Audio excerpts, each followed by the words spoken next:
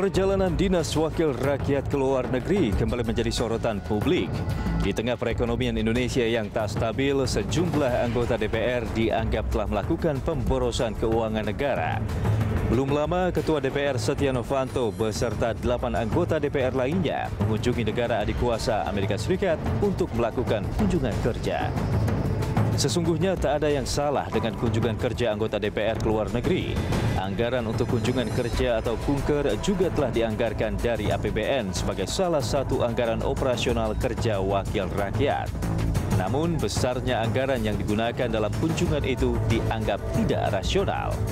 Sebuah lembaga swadaya masyarakat menilai, dalam sebuah perjalanan luar negeri, anggota DPR beserta rombongan bisa menghabiskan biaya hingga 10 miliar rupiah. Untuk itu, sejumlah kalangan meminta DPR memangkas alokasi anggaran untuk kunjungan kerja ke luar negeri bagi anggota DPR. Di tahun sebelumnya, alokasi anggaran DPR mengalami kenaikan. Di tahun 2014 lalu, sejumlah anggota DPR melakukan kunjungan kerja ke London dan menghabiskan anggaran hingga 15 miliar rupiah. Lalu, mungkinkah anggaran kunjungan kerja DPR dapat dipangkas? Atau bahkan anggaran itu akan selalu naik setiap tahunnya? Kunjungan kerja anggota DPR ke luar negeri kembali menuai kritik keras dari berbagai pihak. Anggaran untuk satu kali keberangkatan pun dianggap terlalu besar dan tidak efektif.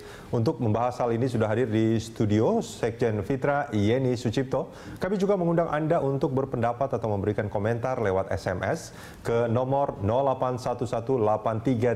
0811-833-5551 atau melalui pesawat telepon di nomor 021-52900-308 atau 021-52900-311. Sebelum ke Yeni Sucipto, kita punya satu grafik tentang anggaran biaya perjalanan dinas anggota dewan berikut ini.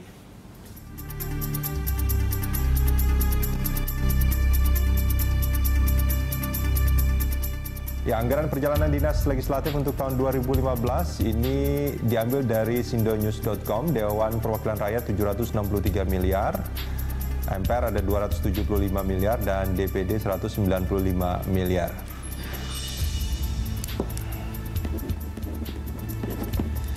Dan kalau kita lihat dari tahun ke tahun memang terdapat peningkatan. Pada 2013 hanya 248 miliar dan sebelumnya hanya 140 miliar dan pada tahun 2011 hanya 137 miliar. Ada peningkatan sekitar hampir 4 kali lipat ya, Pak Yani ya.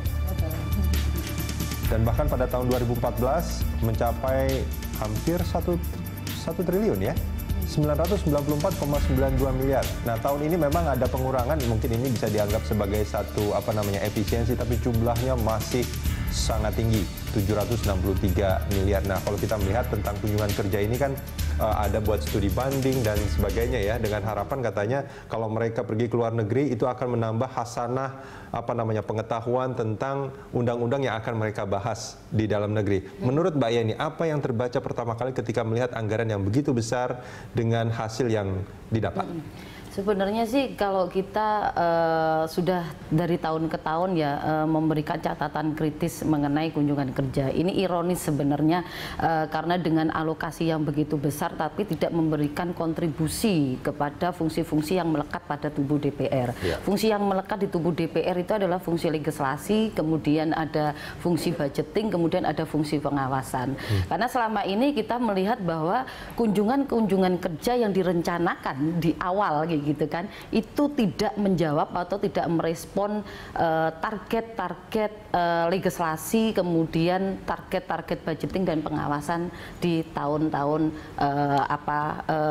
saat itu juga, begitu loh. Saya umpamanya di 2015 gitu kan, 2015 itu tidak ada undang-undang yang berkaitan dengan hukum adat gitu kan. Kemudian tiba-tiba ada anggota DPR, 9 anggota DPR pergi pergi ke London untuk apa studi komparasi mengenai hukum adat, begitu kan? Itu tidak ada relevansinya, begitu loh.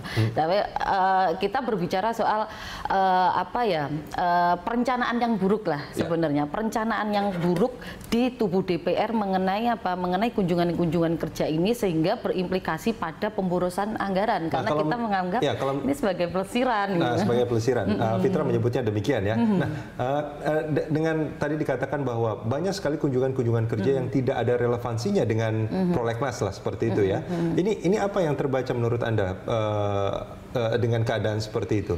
Saya pikir di sini adalah sistem perencanaannya yang buruk di tubuh DPR, yaitu antara badan rumah tangga di DPR dengan sekjen. Karena ini yang membuat perencanaan ini adalah dua institusi ini, eksekutif dengan legislatif, yaitu di badan rumah tangga dan sekjen, begitu kan. Kenapa sih membuat perencanaan itu tidak berdasarkan target-target kinerja yang sudah disusun di balik umpamanya.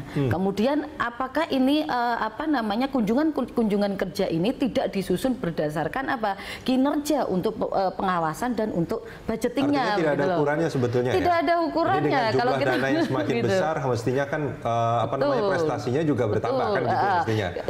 Saya contohkan begini, di sepanjang tahun 2015 ada 37 RUU ya kan yang menjadi target untuk diselesaikan oleh DPR, terutama yang urgent gitu kan. Yang urgent adalah 11 RUU mengenai reformasi fiskal, penjaminan, BI, kemudian ada BUMN dan sebagainya kan gitu. Ada undang-undang desentralisasi juga yang menjadi bagian dari prolegnas. Tetapi kunjungan kerjanya tidak ada relevansinya tidak ada relevansinya dengan rencana-rencana prolegnas yang ada. Nah, ini kalau kita lihat kunjungan yang terakhir yang sekarang menjadi pembahasan di banyak tempat nih kan.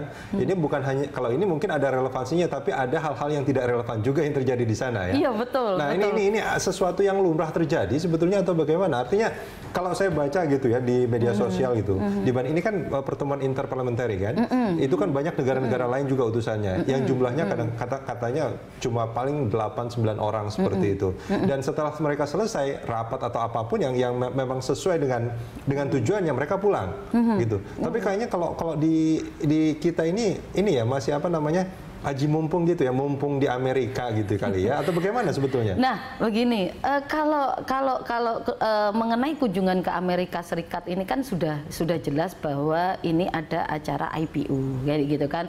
Ini adalah bagian dari hubungan kerjasama antar parlemen, itu yang pertama. Cuma yang menjadi pertanyaan, dia memakai anggaran yang di mananya, kan begitu. Apakah dia memakai di fungsi legislasinya, apakah dia memakai fungsi di budgetingnya, ataukah dia memakai di fungsi pengawasannya. Apakah antar parlemen ini bisa memberikan kontribusi pada 3 fungsi yang melekat itu, gitu loh. Ya kan? Jelas di sana cuma 4 hari. 1 hari untuk acaranya, tetapi perjalanannya lah kita hitung 4 hari begitu kan. Tetapi ini dibudgetkan 12 hari. 12 hari? 12 hari, kemudian dibudgetkan juga 9 orang. Kemudian kita kemarin mendengar ada sekitar 33 orang yang berangkat. Pertanyaannya 33 orang akan memakai uang negara atau tidak, kan begitu. Yang dibudgetin adalah 9 orang begitu. Nah, sebenarnya agenda-agenda yang sudah direncanakan karena ini memakai uang negara biasanya sudah direncanakan jauh-jauh hari begitu loh. Satu bulan atau 2 bulan sebelum keberangkatan. Saya coba mengkonfirmasi sekali lagi. Ini sebetulnya acaranya cuma hanya 1 hari. 1 hari. Kalau misalkan perjalanan dari Indonesia ke Amerika itu sekitar berapa? 12 jam ya? Iya, betul. Sekitar 12 atau 1 hari lah. Hitung 4 hari lah. Nah, itu 4 hari. Artinya sebetulnya hari kelima mereka sebetulnya sudah harus balik. Sudah harus balik ya. Dengan kondisi tadi berapa? 14 hari. Artinya ada spend hari sampai 9 hari. Dan itu harus dibayar oleh negara. Iya. Setiap harinya mereka di sana. Karena begini. Ini bukan hanya di DPR ya, hampir semua kementerian lembaga, karena di sistem kita juga agak sedikit evaluasi kinerjanya itu berdasarkan penyerapan anggaran, bukan evaluasi kinerja berdasarkan output apa yang dihasilkan. Akhirnya apa? Duit 8M, 9M harus habis saat itu juga. Oh, itu kalau di kementerian, kalau di DPR? Bukan, di DPR juga seperti itu, gitu kan. Nah, Ada 8N. Umpamanya saya contohkan kemarin kita ngobrol dengan teman-teman di DPR.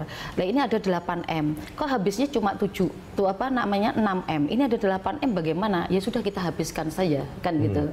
Begitu, itu statement yang diungkapkan oleh teman-teman di DPR. Nah, inilah sebenarnya kita berbicara soal penyerapan anggaran yang tidak berdasarkan output yang dihasilkan, tetapi penyerapan anggaran berdasarkan evaluasi yang penting habis, kalau habis tidak dipotong, kan begitu. Di tahun sebelumnya, di tahun yang akan datang pasti akan mendapatkan ini lebih. Ini kan cara berpikir yang salah sebetulnya, kan? Ya, sebenarnya. Nah, ini kan menarik, Mbak Yeni. Tadi kalau boleh saya simpulkan, sebetulnya perjalanan yang ini sekarang yang terbaru lah ya, yang ke Amerika ini kan sebetulnya 4 hari selesai, 5 hari lah paling tidak gitu. Tapi dianggarkan untuk 14 hari. Artinya kalau boleh saya simpulkan, biaya yang berhubungan sama tugas itu dibandingkan dengan biaya, ya artinya 9 hari lainnya nggak ada tugas kan? Betul. Itu jauh lebih besar sebetulnya dibandingkan biaya tugasnya. Ya kalau gitu berbicara itu sebenarnya sudah penyalahgunaan, pembiayaan anggaran untuk fasilitas pribadi bisa saja seperti itu. Kita jeda sebentar, kita akan lanjutkan ini di segmen berikut.